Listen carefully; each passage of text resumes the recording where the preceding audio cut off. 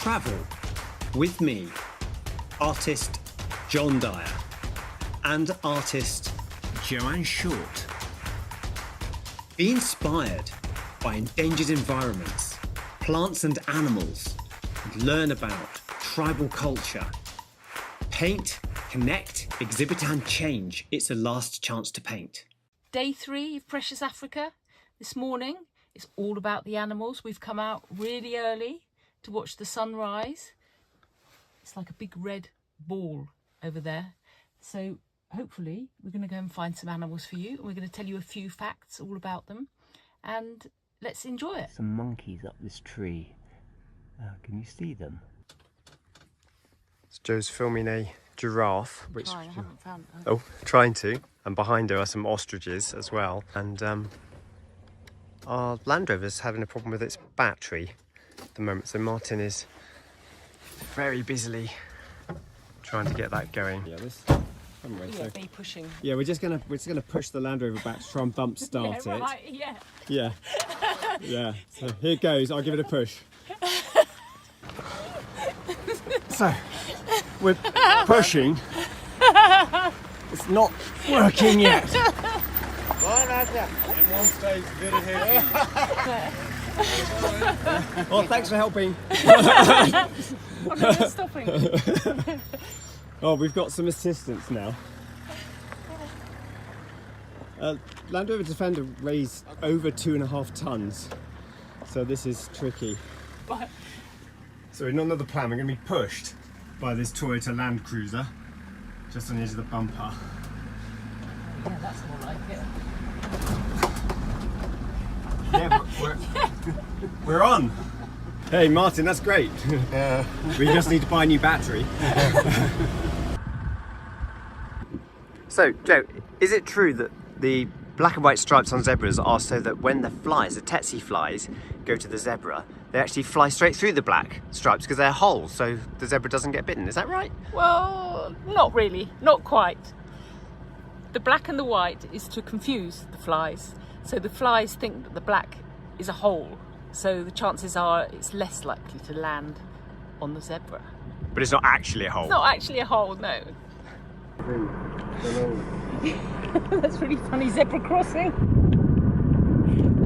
So our guy just pointed out that this is actually a zebra crossing. Look at this incredible elephant. See how it's using its trunk? It sucks up water up to 8 litres at a time, and it puts it straight into its mouth, and it also picks up the weed from that beautiful lagoon it's in to eat. So these are warthogs. So this is buffalo. This is one of the big 5. Look at it, it's huge. Look at its horns. They're actually a really dangerous animal, and they will work as a herd. So it's an animal to avoid. You don't want to get caught up with a few buffalo. A herd of buffalo are also called a gang, which is really funny. But they're so dangerous, and they can be so heavy that they are the weight of a grand piano. So team to the rescue, we need a new battery for our Land Rover. It's not been a big deal because we got it going, but Elizabeth has come out. You met Elizabeth yesterday in the video, and she's got a new battery for us, so we're all good to go. So this is a Malibu stork. Look at it, it's incredible. Oh, look at the hippos, and look at that bird, cheeky bird, sitting on the back of the hippo. And then to the right hand side, I think that's a baby hippo. So these elephants are wallowing, literally having a mud bath. So the mud will act as a sunscreen for them. Can you see that with the trunk? They're throwing it up onto their back, which would get completely roasted during the day. There's a baby underneath. Yeah, mum's just giving a bit more mud to the baby. They're beautiful. These are pelicans, and they're bigger than chicken. Martin says they're bigger than chickens. So that's your fun fact of the day. They're preening themselves to keep their feathers in good condition so that they can fly. I feel a fun fact coming up by Phoebe about ostriches sticking their head in the sand. Is this true, Phoebe? Yes, they do. They actually put their head in the sand. Yeah, they're usually looking for bugs. So they put their head in the sand because they're feeding and they're looking for bugs and insects. So that's very interesting, isn't it? Look at the size of those legs. This superb bird with its iridescent blue plumage is in fact called a superb starling. Look at it, it's just beautiful.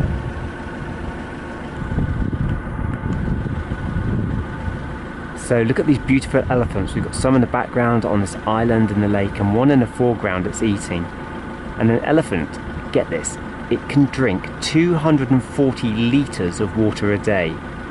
Just imagine that all lined up in your classroom, 240 litres. That's what one elephant can drink. So we're at this beautiful location looking across it's an island. Look, that's where the elephants were. They've wandered off and they're in the swampland now. So I'm going to try and get the colours of the sky and the sense of this beautiful lagoon on the island, and then I'm going to dot the animals in. And I'll probably use some reference for that, and there's loads of birds around. So here I go. I start with my white paint and some colour.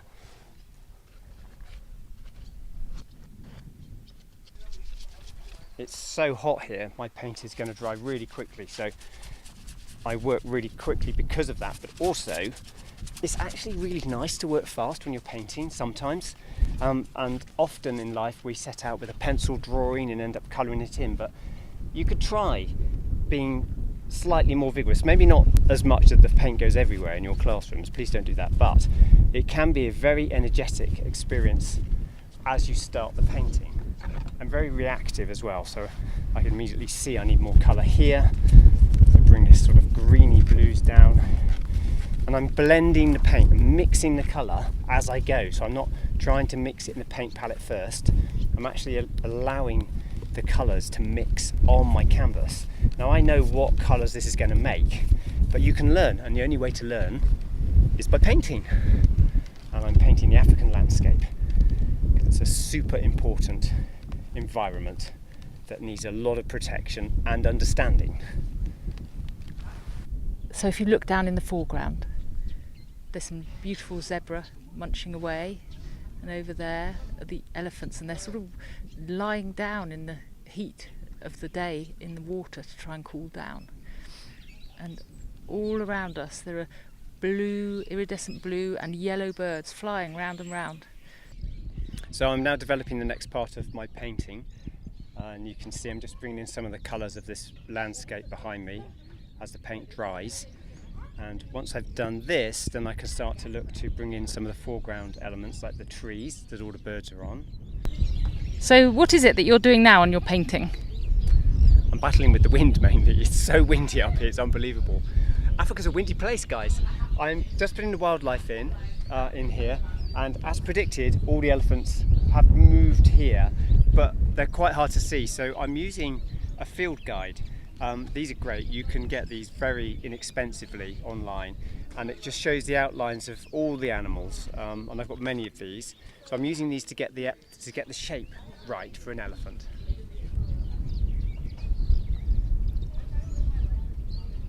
My canvas is like going in and out. When we first arrived here, that's where the elephants were actually standing.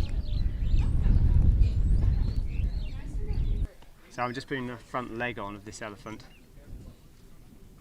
My brush, to be honest, is a bit thick, and the drying African sun and the drying wind isn't really helping because I'm not managing to get it into a point. It's just going really sticky. However, you do need to use quite small brushes for your detail, pointed brushes, and flat, wide brushes for your background. Each brush has a special case, but those are your two basic ones, and those are the two that I use. I'm just finishing off these elephants. I'll pop some eyes on them in a minute, but basically, if you come in there, bring the camera in here, you can see I'm just using some lighter coloured paint just to put some highlights on their bodies, just to see where the light, where the sunshine is catching them, just to give them some form. And the only other thing I'm going to have to do is add an eye. It's still incredibly windy, but the eye is about, let's have a look, it's about here. You always just focus once you go. I've come back to base because it was just too hot and windy at the top of the hill, but I established my painting and now I'm using my field guides, like I mentioned before, to add in some birds and some colour. So I'm just bringing my painting to a finish, and this is all water, the blue area, so I'm just putting in some reflections, and I've put some grass in here. So if you come in really close here, so I've put some grass in here which the elephant will be eating. So I've put some grass going down into the water, but obviously the grass isn't going down, that's a reflection. And to make it look like it's actually a reflection, if you put little bits of white paint on top, just like this, then it puts it back into the water. It's a really good trick. So we've got some questions coming in to Last Chance to Paint, which I'm really happy to try and answer for you. We've got one here from Mount Hawk Academy. I'm reading my iPad, so bear with me. And the question is, why did you choose to visit Africa? Well, we can't ignore Africa in our Last Chance to Paint series of work, and in particular the two northern right rhino, the last two northern right rhino on planet Earth, is something that drew me to Africa, and we'll be looking at those in a few days' time. So that's the specific reason. And what art materials are you using for your art in Africa? I'm using acrylic paints. They're great to work with, they dry really quickly, you can get them on and off an aircraft legally, and I recommend you all try acrylic paints. So I've finished my painting of Amboseli with all the animals, particularly the elephants that we could see, and this is from the observation hill. I hope you like it, and I hope you will all do a painting of Africa, precious Africa as we're calling it. Choose a subject that you love, elephants, or it might be the zebra, or it might be a mix of birds and animals like I've done. Do your own one, and please send it in to our World Gallery so we can exhibit it online, and together we're bearing witness to what we might lose, what we risk losing with climate change and with the things that we're doing. So let's be the change, let's not lose any more species, and let's make our world a better place. Got another question that's come in here from school. This is from Heaton St Barnabas. Thank you so much for sending it in. And the children there want to know what I've been eating since I arrived in Kenya. Well, I did see before I came that you could buy insects on the menu to eat, but I haven't seen those myself, and it's very normal food. So to give you an example, this morning I had an omelette with potatoes and vegetables and fried tomatoes. It was delicious. So another question from Heaton St Barnabas Primary School is, what steps have been taken to protect the elephants? Elephants are interesting. They are protected by law. Very, very serious offence to harm an elephant. So they are protected, and that is recognised all across Kenya. But the elephants themselves are rather sort of trapped because of roads and boundaries. So the elephants in their own right are causing a bit of a problem. So the elephants are actually sometimes captured and moved to other parts of the country, which is really great. So don't worry about the elephants, legal protection, and they're being put into other parts. So the elephant population is doing okay.